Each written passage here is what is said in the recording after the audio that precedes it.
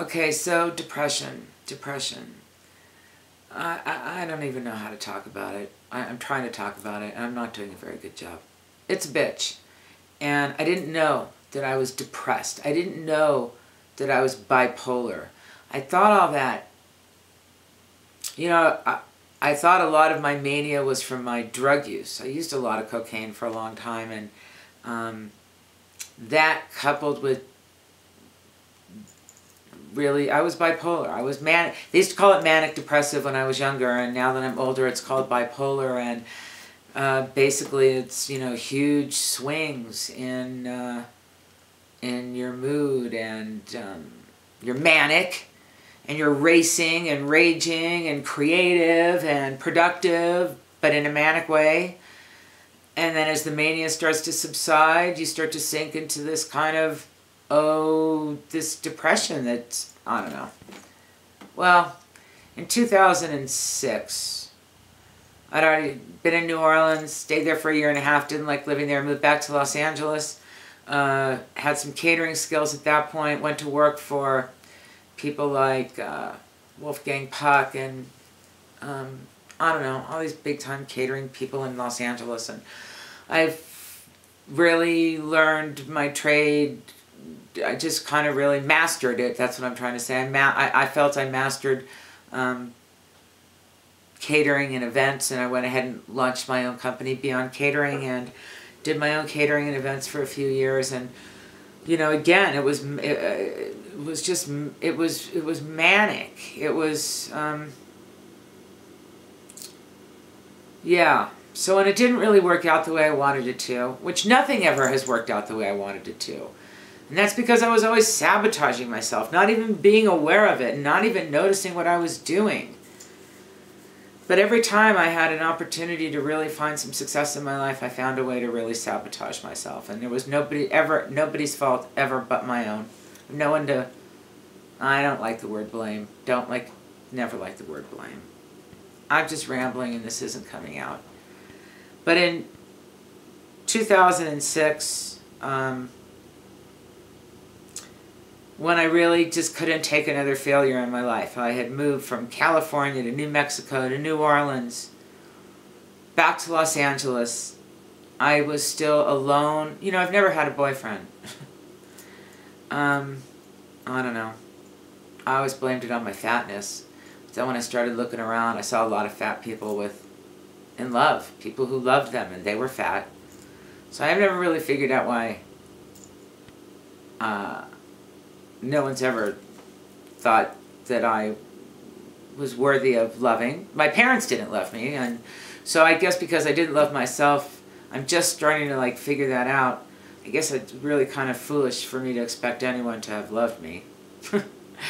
Anyhow, 2006 was really when I completely fell apart. I guess, again, in the olden days, they used to call it having a nervous breakdown. It was a nervous breakdown. For me, it was, I became actively and passionately suicidal. And my dog couldn't keep me alive anymore. Work couldn't keep me alive. Friends, nothing. I finally had resolved myself to ending my life, and there's a lot of work involved in that, especially when you're wussy like me. I could never shoot myself or drive off a cliff or jump off a bridge or jump out of a building, even though I did jump out of a building once when I was really wasted on Quaaludes, sometime in the late 70s, early 80s. Yeah, jumped out of a hotel window. Anyway, so in 2006, actively suicidal, and started, stockpiling Vicodin, Xanax, Valium, Soma, anything I could get my hands on. And, the depression was just it really had a stronghold on me. more so than ever, any other time ever before in my life. You know, I'd always been able to fight it. I'd always been able to take enough drugs to go out and work, and take enough, you know, bolster myself up enough to go out and face the world despite how I felt really on the inside. And by 2006, so what did that make me, like 49? I couldn't do it anymore. I had no more fight in me. And historically, I isolate. That's usually the first really, well, it's not the first sign, but it's a sign of someone not feeling good. When people isolate, at least for me, isolating, although I enjoyed it, wasn't a good sign of life. I still isolate from time to time. But I force myself out now these days, even just to go for a walk. And I say I like to go shopping, but it's really not so much shopping as I just need to get the hell out of the house. And I need to have contact with another human being. And if the only way I can find someone to actually pay attention to me is to walk into their store and shop, well, that's what I force myself to do these days. At least I'm not staying in all the time, isolating. Anyway, so 2006, the isolation got really bad. I shut down my business. Even my beloved dog, I just finally decided that I wasn't even good enough for him anymore, and that he deserved a better pet owner than I was able to be for him. So I hadn't left my house in probably a month, hadn't gotten out of bed in 3 weeks. My neighbor was kind of walking my dog for me. I wasn't doing anything. I was just laying in bed thinking about dying and killing myself. And ordering more pills online. Used to be able to do that really easily back then for a while. You can't do it so easily anymore. I think they got wise to people like me.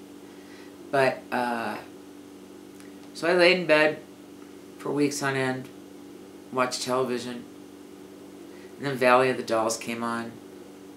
And then I thought, hey, what the hell, I think I have enough pills. And I took, you know, I don't know, about 120 pills of some kind of cocktail or another, and anyway, I woke up. I woke up in the ICU 3 days later, and I was angry. And although really theoretically I've been trying to kill myself all my life, overdosing the first time when I was 7, I ate an entire bottle of aspirin and had to be rushed to the emergency room and have my stomach pumped. And then again in high school, I remember an overdose in high school. Again, barbiturates. I remember crawling on the floor down the halls in school, and again being rushed to the hospital. And I'm pretty sure I got pronounced dead somewhere along the lines. Back then, that was like 1973. But I survived. And then I guess I really hadn't been actively suicidal for a while. After that attempt in high school, I think I went ahead and numbed myself through work. I mean, I've been working since I was 13. My father made me go to work when I said there was anything I wanted to buy. Yeah, a lot of work. I always chose to work in the entertainment business, so that worked out well for me as a drug dealer. I was like able to, most of my bosses were doing coke and Quaaludes, and they loved that I was able to provide it for them. And we're talking, I worked at record companies, I worked for lawyers, a lot of different, yeah, managers, you know, artist management. I'd take my little triple beam scale and go to work every day with like an ounce of blow, and I don't know, it was crazy. People like, it was okay, it was accepted. This is, I don't know, I think about this now and it's just like, really? If anybody came to work for me with a triple beam scale and an ounce of blow, I don't think it would last very long. Anyway, but it worked out fine for me in the 70s and the 80s. Again, I'm skipping all over the place and none of this is really tracking. 2006, oh yeah. I woke up in the ICU and I was angry. I was really pissed. I was ready to go. I had no idea what the hell I was going to do now that I was still alive. You know, that's something that you probably don't think about very much, but those of us who actually survive suicide, we don't have plans for waking up and, oh, what am I going to do tomorrow? You know, I was broke, I hadn't paid bills, I'd let everything go, I was homeless, I didn't have a place to live, I hadn't paid rent.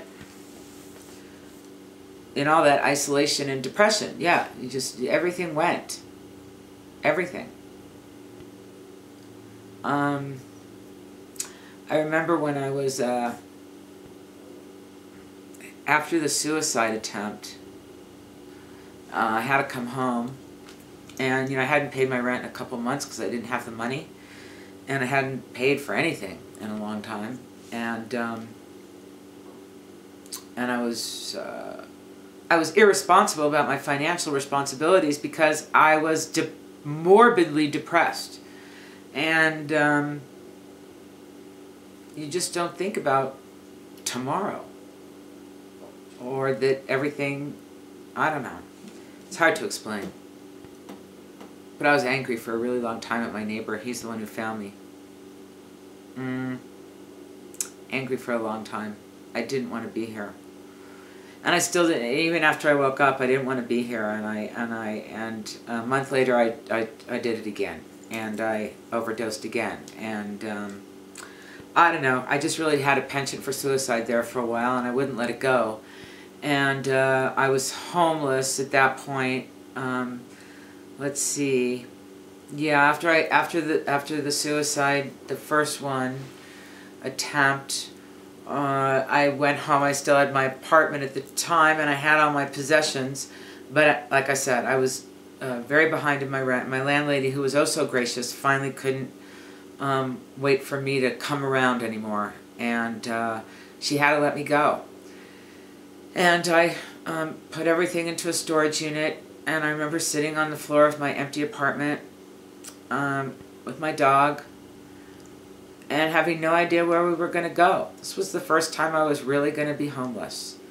And I'll never forget that day. This friend of mine, Sam, came over, you know, and he said, "Where are you going?" I said, "Well, I guess I'm just going to move into my car and go downtown and live on the streets like the rest of the people who've given up on life. I mean, I don't care. I don't want to be here. I didn't want to be alive. I was angry, I was angry, I was angry." And he said to me, he said, "Marisha, I can't let you do that because I'm really afraid that if I let you go, downtown, we'll never see you again. We'll lose you. We'll lose you to the streets, and I'm not going to let that happen." And he made arrangements and worked it out that I could go live in his sister's basement in Redondo Beach. And I went. I mean, facing the reality of being homeless and living in your car, out on the street, it was scary. I'm not going to lie to you. I like indoor plumbing. I was pretty freaked out. I was alive and didn't want to be. I didn't have any money. I had nowhere to go. I had isolated for so long that really didn't have friends because yeah. So I went and I lived in that basement, and it was hard, and I didn't want to be there. And at the same time, I was so grateful to have a roof over my head. I had an outdoor shower. It was interesting. But my dog was still with me, and we lived there for a while in that basement, depressed, alone. I spent a lot of time sleeping, not wanting to face the world. And then after she threw me out, after about 6 months, something like that, again, I had nowhere to go, and ended up sleeping on the sofa at a friend's house out in Northridge. And I was there when somebody, I had met somebody through a catering job or something, and she thought that, and these people didn't know this, my life, my living situation. Nobody knew. And she thought, hey, there's this great guy in New York, and I think you'd get along really well with him, and maybe you guys could do some business together. Long story short, I met this guy, and yes, we thought we were in, you know, work heaven, and we were in love with working with each other, and he offered me a job to move back east to New Jersey, and I took that job because I thought it would help me. First of all, it would ultimately lead to having a place to live. He offered me, I think, a lot of money. I mean, it seemed like a lot of money at the time. I think it was like $120,000 a year for the job, plus he paid for all my moving expenses and moved my dog. And of course, he had no idea we were homeless at the time. And that the reason I took the job was so that I could get a home and medical insurance so that I could go to a psychiatrist and get some help with my mental health. That was really the big picture idea of why I moved to New Jersey. Because it was a legitimate job with medical insurance and promises and benefits and money, and I could have a roof over my head again. And so, with all that in mind, me and my dog moved to New Jersey. And it was terrible. It was awful. I worked probably 120 hours a week until literally I collapsed. And so that didn't work out very long there in New Jersey. And I found myself once again on the internet stockpiling meds for suicide. And man, it was just amazing. My cycles were becoming predictable. And I was starting to understand the concept of being bipolar. Once I was, after my first overdose, you know, I had actually reached out for help when I knew I was in a real dangerous place. I called some of those 800 number suicide hotlines there in Hollywood, and literally I got recordings. I don't know why I'm telling. Oh, and I couldn't get any attention. I couldn't get any help. But of course, as soon as I overdose and find myself waking up in the ER, in the ICU, well, then everybody's really anxious to help you. They want to give you a lot of meds, and they want you to go to meetings and come to counseling, and it's all, you know, covered by the state. And anyway, so I started going to a therapist there, and they started prescribing me all sorts of psychotropic drugs that were crazy.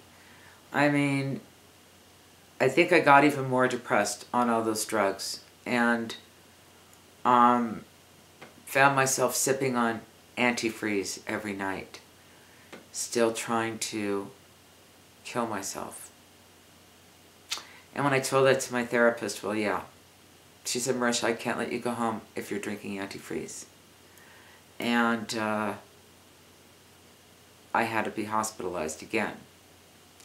So you can understand why when the New Jersey opportunity came around, I thought, well, maybe I could, you know, get a real therapist and get some help and get some of the care that I need if I have insurance.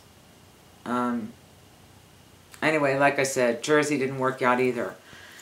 And when Jersey didn't work out, and my dog was dying because my neighbor poisoned him, my neighbor was very jealous of my dog and me. And when it didn't work out in New Jersey and I didn't know where to go. I mean, I had $5 grand in my drawer, so at least I had a little bit of cash. But that wasn't going to last me very long, especially for a move back to the West Coast. And I looked around at the time when I still had a lot of stuff. And a lot of it was from New Mexico. My furniture, my artwork, my tchotchkes that I really liked the most were all from New Mexico. And I called somebody that I'd stayed in touch with here, picked up the phone. I think it was like January 3rd, 2008. And I said, what would you think if I decided to come back to Taos? And she said, well, hey, come on. I'm about to go on vacation for 3 weeks. You can house sit at my place when you get here till you kind of work out what your situation's going to be, and that'll work out. So me and Cosmo packed up the house in New Jersey, which wasn't easy because at that point, well, I had already collapsed physically from too much work, and I was in a 4-story townhouse, and I was on a cane because I couldn't walk. My right side was completely dead. Anyway, this is just really rambling on and on and on and on. And basically all I want to do is I want to let people know that you can't judge a book by its cover. And everybody's got a story. And depression is a bitch. And I didn't even know what it was. I didn't even realize I was depressed. I didn't really get it until I was like 49.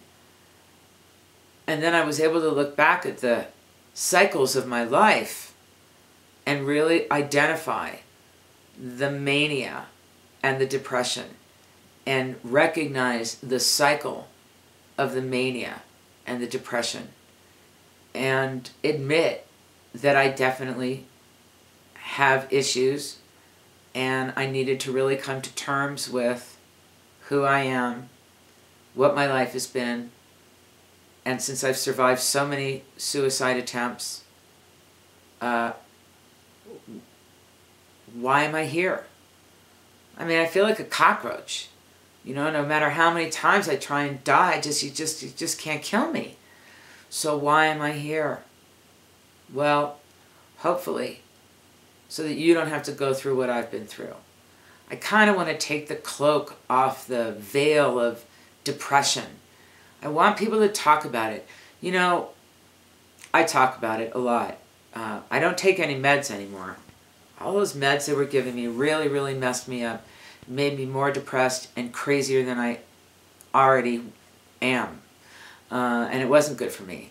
And I made the decision a few years ago to stop taking all those meds. And I was one day watching Larry King Live because, you know, y'all know I'm a total TV addict. I'm happy to admit it. I don't have issues with it. I love watching television.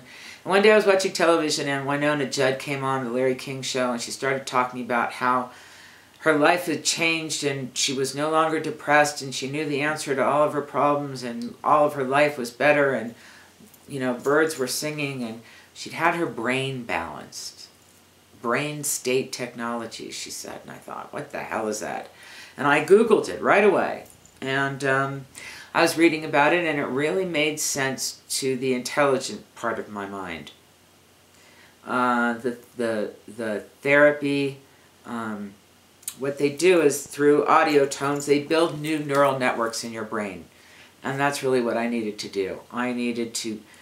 The theory is that depending on the lives paths that we've gone down and through, from birth and sometimes in utero, you know, we all experience trauma of varying degrees throughout our life. And like I said, it could start from birth.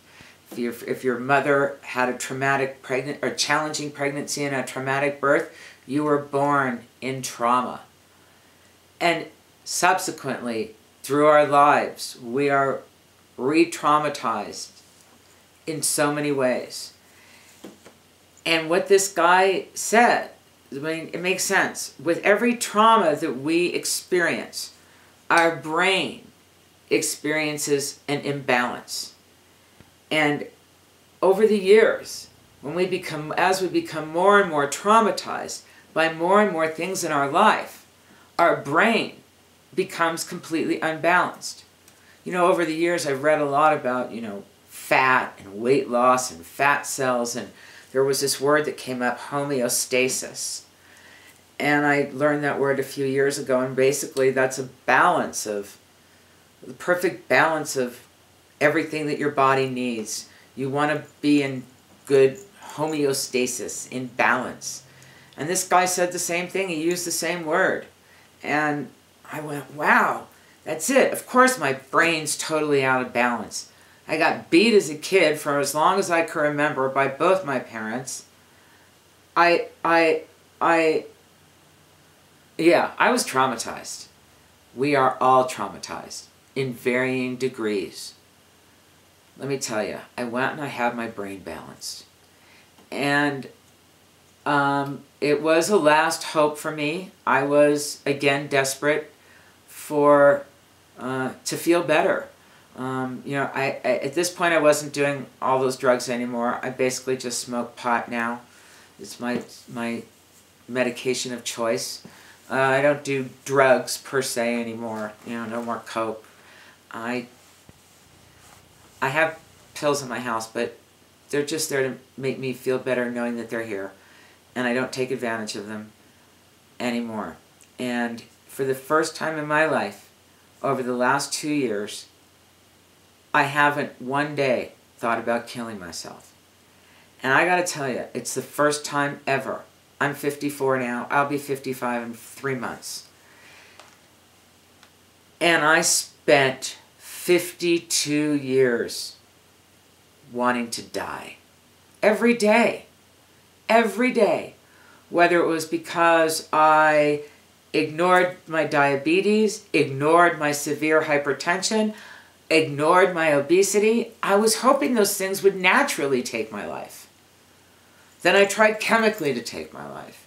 There just didn't seem to be any way to get this done. So I decided that if I was going to, stay on this planet, that I would have to approach my life completely differently than I'd ever approached it before, ever, ever, ever. And that I would have to do everything differently in order to have different results. Because for 52 years, the result was always the same. Depression and loneliness and isolation and lack of success in my life. And then I had my brain balanced, and my life has not been the same since. I feel like what it might feel like to be a normal person. I thought of killing myself every day for 52 years. And now for 2 years, I am free of suicidal thoughts, never mind tendencies. So to just be free of suicidal thought is such an amazing place to be at and to live in that I'm becoming fascinated with that. I don't encourage anyone to stop their medication. I just had to do what I knew what was right for me. And those meds just weren't right. They weren't making me any better, and they weren't addressing any of my issues. They were really making me crazier. And